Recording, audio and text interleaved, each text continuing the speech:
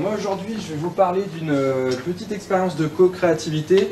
Donc déjà je vous préviens tout de suite, moi je suis avant tout compositeur en ce moment. J'ai fait des sciences par le passé mais c'est plus trop ce que je fais ces derniers temps on va dire. Donc il va y avoir des trucs un peu techniques mais je pourrais pas vous les expliquer vraiment trop dans les détails. Hein. Donc tout ce qui est algorithmique etc. Moi j'étais juste compositeur en fait dans ce projet. Et donc, c'est une expérience de co-créativité pour un concours qui s'appelle le AI Song Contest, en fait, et qui a lieu tous les ans depuis 2020, donc il n'y a eu que 2 éditions. Et du coup, en fait, j'ai travaillé avec un laboratoire à Lille qui s'appelle Algomuse, donc je vous présenterai un peu plus dans le détail après. Et donc, avant de démarrer cette présentation, je vais quand même me présenter, mais très brièvement. Donc je suis sound designer et compositeur, donc je produis du contenu audio pour un certain nombre de sociétés. Je fais de la musique à l'image également, de la musique de jeux vidéo, et j'enseigne tout ce qui est technique du son, donc à des intermittents du spectacle, notamment aussi en master à l'INA.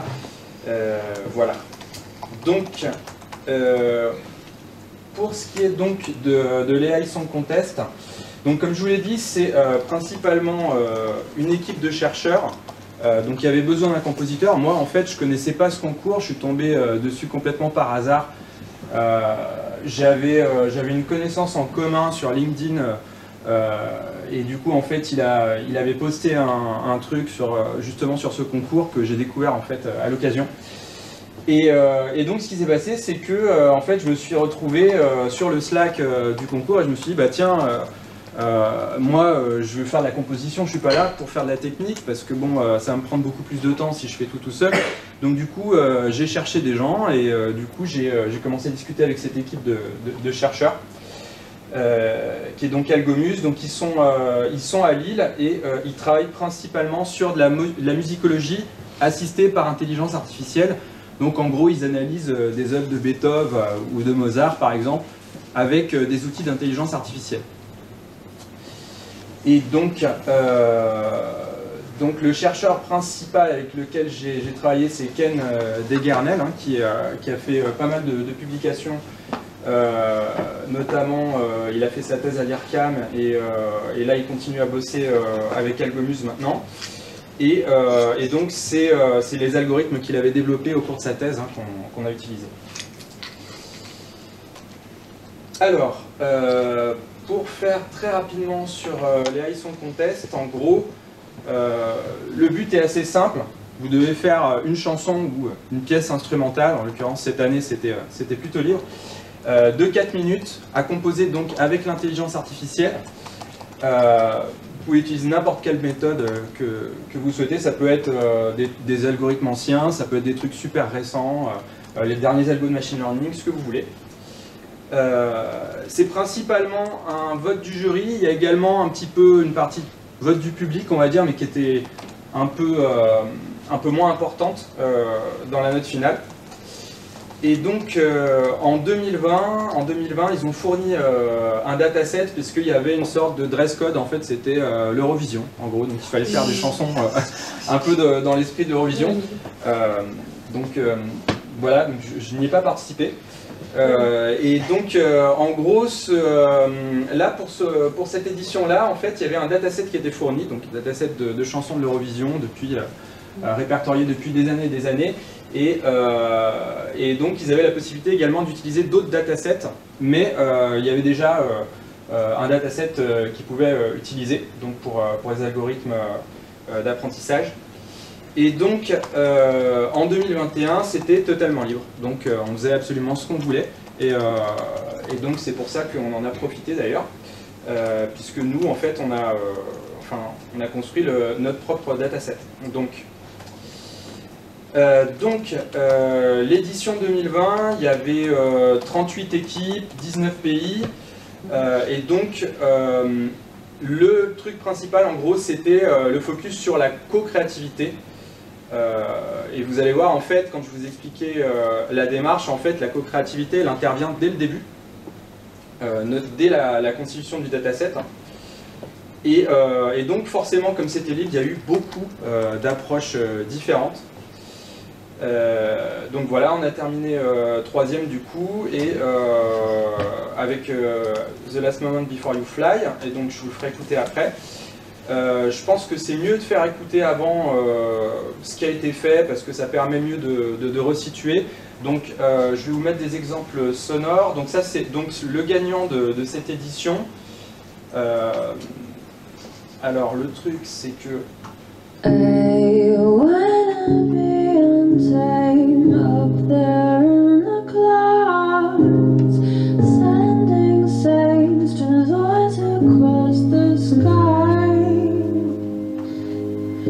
Let me ask you a question. What is it like out there? Do the cars, do passions, do the people really wanna hang around? I wanna be untamed up there in the clouds, sending signs to those across the sky. Let me ask you a question.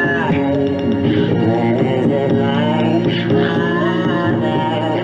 Do the clouds, do passions, do the people really wanna hang around? Go away, listen to your body cry. Go away, listen to your body cry. What's your vibration? What's your vibration? Where are we? What's your vibration?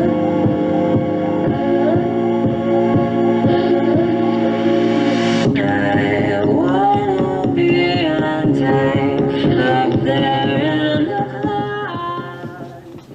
Petit fade un peu rustique, excusez-moi. Donc du coup, bon, il y a eu plein de propositions différentes, je ne saurais pas vous dire exactement quelle a été leur démarche, je vais déjà essayer de vous expliquer la nôtre parce que ça va prendre pas mal de temps, mais en gros, alors, on va dire qu'une grande partie de la musique a été générée par intelligence artificielle, donc bien sûr, il y a une partie de production derrière qui est faite de manière manuelle dans la plupart des titres. Donc, ouais. Excusez-moi, dans les contraintes du concours, est-ce que le résultat sonore, je sais pas, les voix, les guitares, etc., doit être généré par intelligence artificielle, ou est-ce que c'est seulement la composition et qui peut être après joué par des instrumentistes? C'est quoi les contraintes? Il n'y a pas tant de contraintes que ça, dans le sens où cette année l'édition était basée sur la co-créativité. Donc si tu veux, à partir du moment où tu es dans une démarche de co-créativité, tu peux dire juste j'ai un petit algo qui me génère des accords et puis je fais une musique avec. Et ça suffit en fait, en réalité. Très bien. Donc finalement, en fait, c'est assez libre. Si j'arrive à retrouver mes slides, ils sont là. Et donc ensuite, on a notre titre que je vais donc vous faire écouter, là, sans avoir un lien. Voilà, il est là.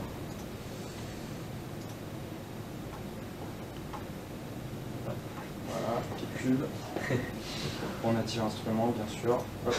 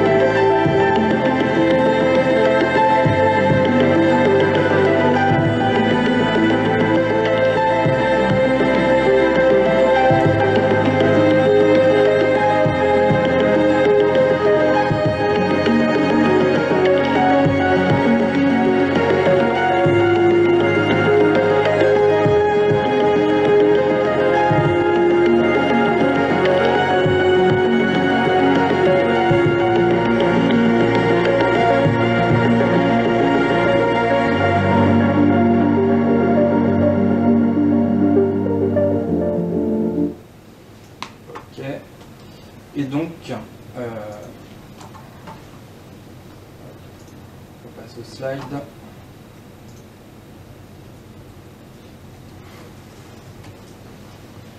Donc, pour la partie technique, sur laquelle je ne vais pas forcément trop m'attarder non plus, enfin en tout cas ça me permet déjà de vous expliquer, on va dire. Donc, interaction de 3 types d'intelligence. Donc, alors, bien sûr, l'intelligence humaine. L'intelligence, donc ils ont séparé Knowledge-Based AI et Machine Learning AI. Donc, peut-être qu'il y a des gens qui pourront me dire pourquoi. Je ne sais pas exactement pourquoi ils les ont séparés. Mais en tout cas, bon, on va dire qu'il y a une grande catégorie au-dessus de la partie, c'est dommage qu'il n'y ait pas le pointeur là. J'aimerais afficher le pointeur comme ça. On va dire que dans cette catégorie, on va dire c'est la machine et là c'est l'homme. Et en gros, ce qui s'est passé, c'est que dès le début, il y avait un dataset en fait qui était utilisé par Ken, le chercheur, donc qui est un dataset de Charlie Parker. Alors, je ne sais pas si vous connaissez Charlie Parker, mais en gros c'est un jazzman, on n'est pas du tout dans le style de ce que vous venez d'entendre. Donc du coup, ce qu'on a décidé de faire dans un premier temps, c'est de constituer notre propre dataset. Donc en fait, ce qu'ils ont fait, c'est qu'ils m'ont dit, bah écoute, tu vas nous donner des accords de tes anciens titres et des suites d'accords qui t'inspirent. Donc en gros, moi ce que j'ai fait, c'est que donc j'ai fait ça, je suis allé récupérer les suites d'accords de mes anciens morceaux, je suis allé faire de la transcription d'autres titres qui m'inspiraient. Et à partir de ça, en fait, on a généré des suites d'accords. Ça a été le point de démarrage hein, de la création. Donc, le démarrage, c'est une suite d'accords, enfin un certain nombre de suites d'accords qui ont été générées.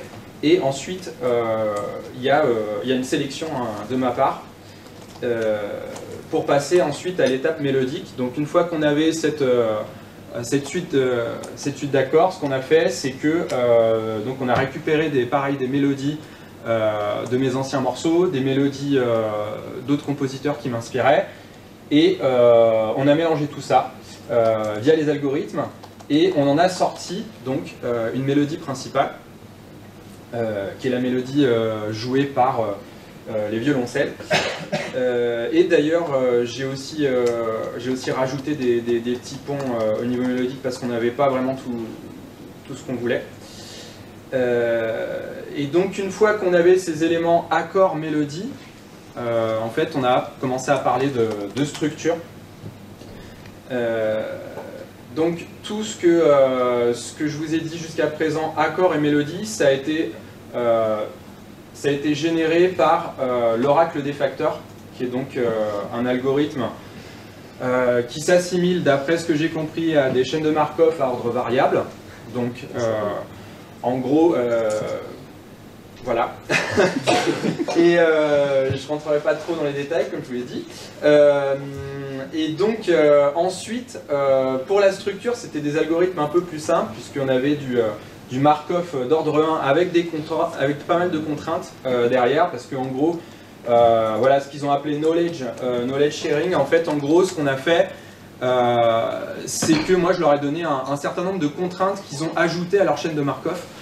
Du style, par exemple, on ne peut pas exposer B avant d'avoir exposé la première partie. Donc j'ai noté A, hein, vous savez, en musique A, B, C, D1, D2, voilà,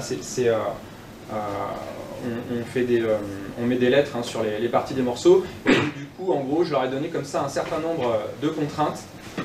Et ils ont créé donc un programme basé sur une chaîne de Markov, contraintes, qui générait des structures. Et avec le même algorithme, en fait, ils ont généré aussi un système de variation, pareil, basé sur un partage de connaissances. Là, en l'occurrence, moi, ce que j'ai fait, c'est que j'ai essayé d'un peu formaliser mon processus de création de variations. Et donc, du coup, à partir de ça, ils ont créé du code qui a permis de générer des variations. Alors, les variations, c'était très expérimental, on va dire, dans le sens où c'était plus une sorte de motivation, et ils ne m'ont pas mis la pression pour forcément toutes les utiliser. D'ailleurs, je ne les ai pas toutes utilisées, parce que sinon, ça n'aurait pas ressemblé à grand-chose, faut le dire. Mais en tout cas, c'était intéressant d'avoir cet outil pour se motiver, puis pour sortir un peu de ce qu'on fait habituellement. Et donc, alors tout ça, c'est la partie génération. Mais bien sûr, il y a quand même une grosse partie de production hein, après, donc, que j'ai fait manuellement, hein, forcément. Le mastering, donc la partie, on va dire, on pourrait comparer à l'étalonnage, hein, a été faite aussi par intelligence artificielle. Donc c'est un service qui s'appelle Lander, qui fait du mastering en ligne. Et donc pour quelques euros, vous pouvez en fait ressortir votre morceau à un format d'écoute qui est standardisé et en gros votre client ou votre auditeur ne sera pas choqué en gros parce qu'il n'y a pas assez de niveau, il n'y a pas assez, les fréquences ne sont pas là où elles devraient être, etc. Donc comme vous pouvez le voir, le compositeur a été impliqué au début de chaque processus génératif, donc c'était vraiment un point d'honneur hein, de cette expérience. C'était vraiment comment dire, je ne sais pas si vous connaissez le dernier algo de machine learning qui est très utilisé en ce moment en musique, c'est le transformer en fait, utilisé pour plein d'autres trucs aussi.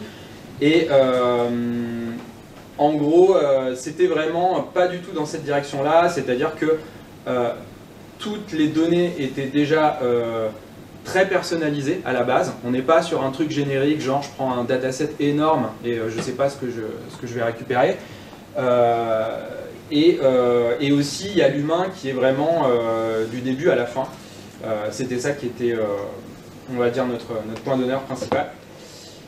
Et donc, alors eux, ils ont leur argument de dire que voilà, c'était dans un esprit low-tech et que ça soutient l'esprit minimaliste de la composition. Bon, voilà, je suis pas complètement d'accord avec ça, mais bon. Peu importe. Donc, alors, pour le règle des facteurs, je vais aller très rapidement. En fait, non, voilà, c'est une illustration voilà, de le règle des facteurs. Je suis désolé, en fait, c'est des slides. On a fait une présentation à l'IRCAM avec Algomuse. Mais comme ils ne sont pas là ce soir, forcément, j'ai récupéré les slides. Mais du coup, je ne pourrais pas vous dire grand-chose vu que voilà, j'étais pas dans les algos là, cette fois-là. Mais en gros, voilà, l'avantage apparemment de l'oracle des facteurs, c'est que vous pouvez faire des sauts dans la mémoire. Si tu connais peut-être. Ouais, je peux peut-être t'aider, ouais. En fait, excuse-moi. Non mais vas-y, justement. J'ai bossé pendant 4 ans sur cet algorithme-là. Ah d'accord, ok, bon, ça tombe bien. Je le connais un peu. Bon, ça tombe super bien, bah vas-y. Et avec Louis Digo que tu connais. Ah, j'ai entendu parler. Qui a le musée. C'est vrai pour les chaînes de Markov variables, c'est équivalent à des chaînes de Markov variables. Et en gros, pour faire vraiment très simple, les flèches que vous voyez vers la droite, c'est des flèches qui indiquent les enchaînements possibles, comme du Markov. Et les flèches que vous voyez vers la gauche, c'est normalement des flèches de construction, mais qui ont une propriété particulière qui est d'indiquer en fait les répétitions de motifs. Donc avec ces flèches-là, on peut savoir toutes les répétitions de motifs de n'importe quelle longueur dans toute la chaîne. Voilà, je ne veux pas m'en m'étendre plus, mais en gros c'est ça. Super, c'est très clair, merci beaucoup. Du coup, ceux qui sont entourés, c'est une répétition de motifs de longueur 3, GDC, qui apparaît 2 fois et qui sont liés par une flèche. Voilà. D'accord, ok, d'où le GDC, ok, ça marche. Et donc il y a une histoire de contexte aussi. Alors le contexte, on appelle le contexte, c'est la longueur de ce motif. Là il est de 3, parce qu'il y a 3 lettres. D'accord, ok. Et donc ce truc-là est très pratique d'un point de vue musical, justement parce que ça arrive souvent qu'on ait justement ces contextes, ces suites d'accords et qu'on veuille les enchaîner, les varier en fait avec un autre accord. Et donc là, ça permet de générer souvent des choses intéressantes. Notamment, ce que j'ai observé, c'est que ça permet normalement de créer des modulations assez inattendues en fait. Et donc ça, c'est très intéressant. C'est ce qui m'a intéressé le plus d'ailleurs dans la recherche, en fait, dans l'épluchage que j'ai fait en amont de toutes les suites d'accords qui m'ont généré. Ça tombe bien, c'est le moment d'en parler. Alors, en gros, ils m'ont sorti, je crois que c'est 32 suites de 32 accords ou un truc comme ça, donc c'était un truc assez mastoc. Donc comment j'ai procédé? En fait, j'ai fait comme d'habitude, c'est-à-dire que j'avais pas une intention qui était vraiment prédéfinie pour ce travail-là. Je me suis dit, en fait, moi, ce que je recherche avec l'intelligence artificielle, c'est d'être surpris. C'est d'avoir une entité externe qui me fasse des propositions et moi, essayer de trouver quelque chose qui m'intéresse là-dedans. Donc, en gros, je me suis transformé en chercheur, quoi, et dans toute cette masse d'accords, j'ai essayé j'ai essayé de trouver une pépite, en fait, quelque chose qui me plaisait. Et je me suis dit, voilà, j'ai trouvé un passage qui était intéressant où on passait en mode lydien. Donc il y a un mode qui a une couleur assez claire. Et du coup, comme à la base, avant on était dans un mode qui était assez sombre, un peu plus mineur, on avait une couleur un peu plus mineure, j'avais trouvé que cet éclaircissement était intéressant d'un point de vue musical. Ça m'avait assez touché, on peut le dire. Donc du coup, je me suis dit, bah tiens, je vais partir de ça, et en fait, à partir de là, j'ai fait en sorte que ce soit le point culminant du morceau, et après, j'ai travaillé à reculons, c'est-à-dire que j'ai cherché plutôt ce qu'il y avait au début. Et donc, dans la façon dont j'ai bricolé ces suites d'accords, en gros, j'ai fait un seul raccordage à un endroit où en fait j'ai transposé une suite d'accords un demi-ton en dessous parce que ça se raccordait pas bien, et donc du coup là ça tombait bien parce que j'avais un accord pivot entre les deux séquences d'accords, et sinon j'ai pas fait grand chose. Si les seuls trucs que j'ai fait, c'est que vous pouvez le voir ici, j'ai fait alors il y a une erreur là sur le truc, mais bon, de toute façon c'est pas grave, vous ferez pas la différence, mais en gros la partie rouge, en fait, c'est là où j'ai changé, en fait, vous voyez. Donc il y a très peu de changements. J'ai juste rajouté des enrichissements à certains endroits, mais c'était des dissonances qui étaient préparées, hein, pour ceux qui connaissent, et sinon j'ai rajouté des petites notes de couleur comme ça. Là, le si bémol, en fait, en réalité, c'est pas exactement ça. Si, en fait, c'est pas un ré mineur avec base de si bémol, c'est un accord de si bémol. J'ai remplacé un accord par un autre, en gros. Donc il y a quand même une substitution d'accords que j'ai faite, qui était pour la conduite des voix, pour avoir un mouvement qui était un peu plus harmonieux, on va dire. Mais sinon, j'ai quasiment rien changé. D'ailleurs, j'ai gardé tout ça sauf la partie D2, en fait, que vous voyez qui est en bas. Cette partie-là, je ne l'ai pas gardée finalement parce que ça faisait trop. Il y a une limite de 4 minutes, et vous voyez, il y a un moment, il faut quand même de la répétition. On ne peut pas avoir que de la variation parce que sinon on perd le fil. Donc justement, pour parler de variation et de structure, donc la partie structure, en fait, c'est assez simple, en fait. On avait donc ces 5 parties là que vous voyez là, A, B, C, D1, D2. Et donc, en fait, ils m'ont généré, avec les chaînes de Markov, des séquences qui étaient cohérentes par rapport à ce que je leur avais donné comme contrainte. Et du coup, moi j'ai choisi donc la 24e structure. Alors là par contre c'est vrai qu'on a itéré, je leur ai fait changer plusieurs fois les trucs, c'est-à-dire que j'ai affiné les contraintes, il y a eu un échange quand même qui était assez... enfin ça a duré un certain temps on va dire parce que je trouvais pas ce que je voulais tout simplement. Et puis là c'était vraiment super important, donc du coup j'ai insisté pour faire les changements. Et donc ce qui se passe c'est que j'ai choisi donc la structure 24 avec des légères variations. Qu'est-ce que j'ai fait comme modif? Comme vous pouvez le voir ici, sur la 24, il y a une répétition de A, ce que je n'ai pas fait. Répétition de C ici, alors qu'il n'y en avait pas sur l'original. Répétition de C à la fin également, et le D1 qui jarte, parce qu'en fait, tout simplement, il n'y avait plus le temps. Et donc, j'ai supprimé cette partie. Pour la partie des variations, donc en gros j'ai distingué 3 plans de variations, des variations rythmiques, des variations mélodiques et des variations de timbre. Je vous passe les sous-catégories, mais en gros l'idée c'était, je leur ai donné également des possibilités de courbes d'évolution de morceaux. Donc vous savez un morceau de musique ça peut évoluer de manière assez différente, mais là du coup en fonction de ces courbes-là, ils m'ont généré en fait des variations qui étaient cohérentes par rapport à ça, toujours avec des modèles de Markov. Et donc, on a trouvé cette structure avec les variations qui correspondaient.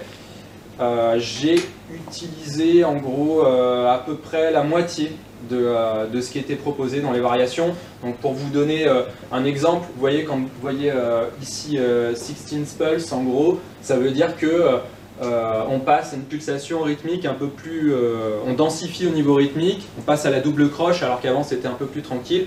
Donc ça apporte un petit peu on va dire d'envolée au morceau. Et donc voilà. La partie production. La partie production, ça je peux vous en parler un peu plus dans le détail parce que c'est vraiment moi qui ai fait ça. Ableton Live, un logiciel assez, très utilisé, hein, surtout en musique électronique. J'ai fait du sound design en amont, c'est-à-dire que j'ai pas attendu, par contre, même si j'avais pas une intention, on va dire, artistique au grand sens du terme, dirons-nous, j'avais quand même une intention esthétique, donc j'ai fait du sound design en amont. J'ai d'abord bricolé mes sons avec des synthétiseurs analogiques, donc j'ai fait du sound design en amont parce que je savais à peu près au niveau de l'esthétique sur quoi je voulais tomber. Tout ce que vous entendez a été généré par des synthétiseurs analogiques et quelques instruments virtuels. Toutes les parties orchestrales, c'est Contact, donc qui est un sampler très utilisé également. Instruments virtuels, traitement numérique avec des plugins qui émulent l'analogique. Donc je vous ai mis, pour ceux qui connaissent, il y a Soundtoys, bon, il y a un tas de boîtes hein, qui font des plugins dans cet esprit-là. Et donc pour la partie mastering, comme je vous le disais, une fois que j'ai produit tout ça, que j'ai mixé, en fait j'ai encore utilisé un algorithme pour formater un peu le son global. Et donc j'ai utilisé Lander, qui a eu un petit peu de mal d'ailleurs, parce que la balance spectrale du morceau, donc le morceau, je le rangerai dans une catégorie ambiante electronica, on va dire. Donc au niveau de la balance spectrale, la répartition des fréquences, c'est pas vraiment ce que l'algorithme a l'habitude de recevoir, parce qu'il y a peu de rythmique, beaucoup de reverb, beaucoup d'ambiance, c'est assez particulier. Et donc, du coup, j'ai été obligé de faire une petite égalisation manuelle en amont, c'est-à-dire que j'ai un peu encore remodelé les fréquences en amont avant de donner ça à manger à l'algorithme de Lander parce que je n'obtenais pas les résultats que je voulais. J'ai pas réussi d'ailleurs à avoir un niveau, ce qu'on appelle le loudness en fait, c'est la perception du volume, si vous voulez. J'ai pas réussi à avoir autant d'intensité que je voulais en fait, parce que ça commençait à tordre en fait, il y avait de la distorsion qui était générée par l'algorithme. Donc je suis resté dans un... ça c'est les styles, ce que j'ai écrit là en fait, c'est les styles d'algorithme hein, dans Lander. Donc je suis resté sur un paramétrage équilibré. Non, le style, pardon, c'est l'égalisation. C'est sur l'intensité, je suis resté à une intensité moyenne parce que l'élevé, en fait, ça marchait pas, il y avait de la distorsion. Donc, pour ceux que ça intéresse, vous avez Algomuse qui a une plateforme qui s'appelle Desran et donc ils ont fait une version annotée du morceau que vous pouvez trouver sur internet. Et donc pour les gens qui s'intéressent à l'analyse musicale, ça vous donne en gros la musique avec l'analyse en parallèle. Donc là vous voyez les tonalités, les suites d'accords, les mouvements de timbre, etc. Donc si jamais ça vous intéresse, vous pouvez aller jeter un œil sur cette plateforme. Je pourrais donner le lien d'ailleurs en aparté. Et il me semble qu'on n'est pas loin d'avoir fait le tour. Ouais. Alors j'ai gardé les petites questions. Alors on peut faire en fait comme vous voulez. C'est-à-dire que comme c'était une présentation à l'IRCAM, après il y avait une sorte de débat. Et en fait il y avait des questions qui étaient censées être là pour ouvrir le débat. Mais vous pouvez aussi poser des questions. Si vous avez déjà, est-ce que vous avez des questions Oui. Alors. Bah moi j'en avais une, c'était juste, est-ce que le dataset on peut le connaître? Parce que j'ai l'impression d'avoir connu quelque chose dedans dans la chanson originale, mais je suis pas sûr. Je voulais juste connaître, pas voir si ça matchait ce que j'avais pensé. Alors. Ou c'est vraiment justement un dataset énorme et en fait il y a beaucoup de musique. Non, le dataset il est très restreint. Ouais voilà, c'est okay. Il est très restreint, il y a beaucoup de mots, alors je pense pas que tu m'as reconnu, mais je pense que non, en fait il y a du Olafur Arnalds, un pianiste islandais. Il y a du Nilsfram par hasard? Comment? Du Nilsfram? Non, il n'y a pas du Nilsfram, mais Olafur est très proche du style. En mieux d'ailleurs, tu devrais écouter. J'écoute les deux. Non, j'écoute les deux. Et donc il y a de ça. Donc effectivement, tu as reconnu le style minimaliste en fait, effectivement. Et t'es pas le premier qui dit ça en fait. Je crois qu'il y a un commentaire sur le SoundCloud en fait où il y a quelqu'un qui a dit ah, t'as utilisé dans le dataset, il y a du Nilsfram. Je trouve que ça ressemble beaucoup à 16. Enfin, le titre 16. Oui, c'est vrai. Ouais. Avec cette montée. C'est vrai, il y a les timbres aussi qui forcément qui font penser à ça. Et puis c'est vrai que quand j'ai vu cette suite d'accords, j'ai dû forcément me raccrocher à ça. Okay. Voilà. Donc mais c'est un joyeux mélange. Hein. Il y a plein de trucs différents en fait. Il y a du Tangerine Dreams aussi. Il y a plein de trucs. Enfin, tout est mélangé quoi. Ouais. Ouais, j'avais deux questions. Ouais. Pour reprendre ce que tu disais. Du coup, les datasets, j'avais l'impression qu'il fallait des trucs un peu énormes pour obtenir des résultats intéressants. Dans ce que tu dis, pas forcément. Alors, oui. Non, vas-y, termine, parce que... Donc déjà ça, ouais. À quel point il faut des gros datasets. Deuxième question, c'était, on a parlé des possibilités offertes en termes de la suggestion sur les suites harmoniques, tout ce qui est harmonie, tout ce qui est accord. Et qu'est-ce que ça donne sur la partie texture du son, un peu sound design? Est-ce que au niveau des IA, est-ce que ça génère des idées, des choses intéressantes, plus sur la texture du son? Ouais. Alors, pour répondre à ta première question, tout dépend des méthodes que tu utilises. La méthode qu'on a utilisée, un de ses points forts, c'est qu'elle fonctionne avec peu de données, en fait. Okay. Elle fonctionne franchement plutôt bien avec assez peu de données. Ouais. Toi qui a bossé, qui connais bien l'algorithme... Ouais, ce qu'il y a, c'est que c'est pas du tout du réseau de neurones, on n'est pas du tout dans ce genre de choses-là, donc il n'y a pas de phase d'optimisation, il n'y a pas de boucle à faire pour pouvoir optimiser les poids d'un réseau, c'est pas du tout ça l'algorithme.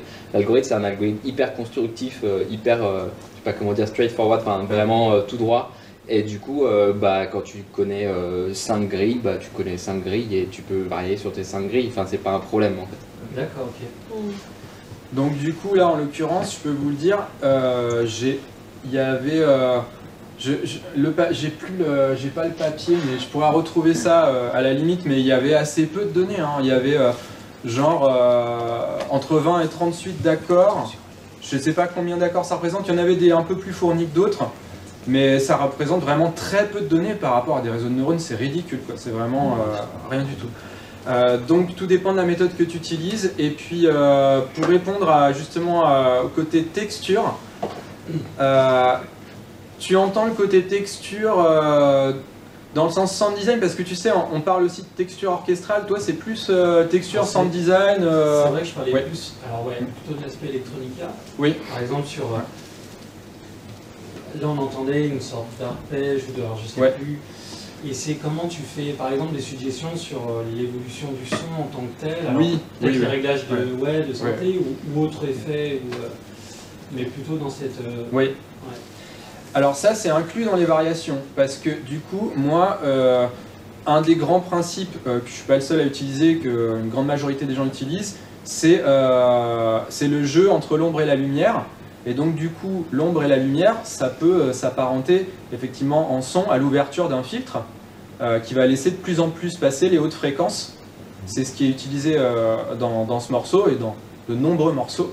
Donc ça c'est quelque chose que j'avais défini au début, ça faisait partie des choses que j'avais formalisées dans les grands principes de variation. Et donc en fait les courbes qu'ils ont générées, ils avaient généré également des annotations sur les niveaux d'intensité timbrale en fait. Et moi j'ai interprété ça comme en fait une ouverture de filtre en l'occurrence. Mais il n'y a rien, il n'y a aucun paramètre, comment dire, si tu veux mes paramètres sonores, tout ça a été interprété par moi quoi. C'est-à-dire qu'il n'y a aucun paramètre sonore qui a été généré par l'algorithme en fait. Si c'était ça que tu voulais... C'était oui. Et puis s'il y avait des... Je sais pas, peut-être qu'il y a des possibilités dans ce domaine-là aussi. Ouais, il y a qui font des choses comme ça. Il y a des gens qui génèrent des presets de synthé. Un laboratoire qui s'appelle Meta Creation Lab, en fait. Ils sont à Vancouver et eux, ils font de la génération de patchs de synthé. Ouais. Donc, à partir d'algorithmes génératifs. Alors, je sais pas, je me rappelle plus ce qu'ils utilisent exactement. Donc, il y a des choses qui existent. Ce qu'il faut savoir aussi, c'est que Algomuse, ils sont symboliques. Ils sont pas signal du tout. Donc, du coup, vraiment, leurs recherches, elles sont, à la base, ils travaillent sur la musique classique. Et ils travaillent exclusivement sur la musique classique. Donc du coup, effectivement, il travaille plus sur la texture orchestrale, si tu veux. Et donc la texture orchestrale, je ne sais pas si on peut la quantifier de manière aussi fine que la texture électronique, dans le sens où la texture électronique, on la matérialise par des paramètres, et les paramètres sont des chiffres.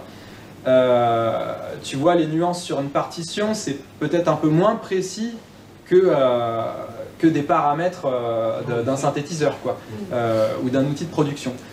Mais donc, c'est-à-dire que le laboratoire dont tu parles à Vancouver, si tu lis, alors je sais pas, si c'est des datasets de certains types de sons ou de presets, enfin comment dire, certains types de sons, ça peut être, dans certains morceaux, tu vois qu'il y a une texture que tu aimes bien, et donc tu nourris l'algorithme comme ça, et donc ça pourrait te générer des séries de presets dans l'idée. C'est ça, ça fait aussi du... ah bah tiens, il y a les travaux de Magenta chez Google aussi. Alors eux, ils font ça avec des échantillons. Et donc, ils brassent un peu les paramètres. Il y a des réseaux de neurones derrière. Et ils brassent un peu les paramètres du son pour faire des sons hybrides.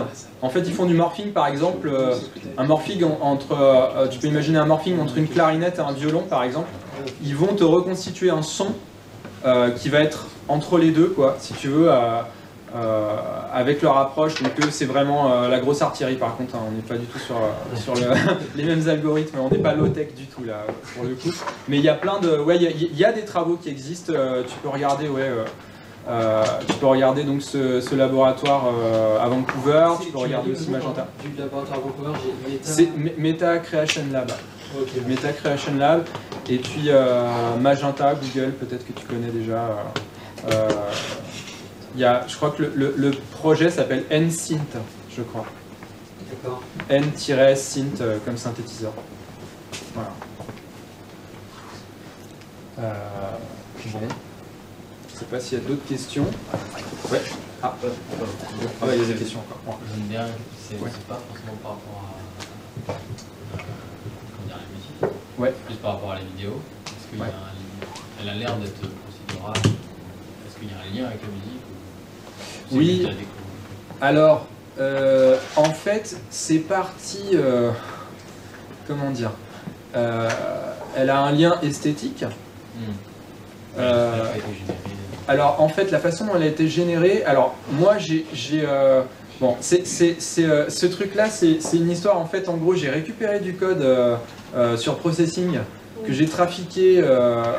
C'est un effet moiré en fait, et donc du coup j'ai récupéré ce code de processing que j'ai mis en P5.js parce que je voulais que ça tourne sur un navigateur web, enfin je sais plus pourquoi, et après eux ils ont récupéré ce truc là, ils l'ont animé, et en fait en gros je crois qu'ils l'ont animé tout en code.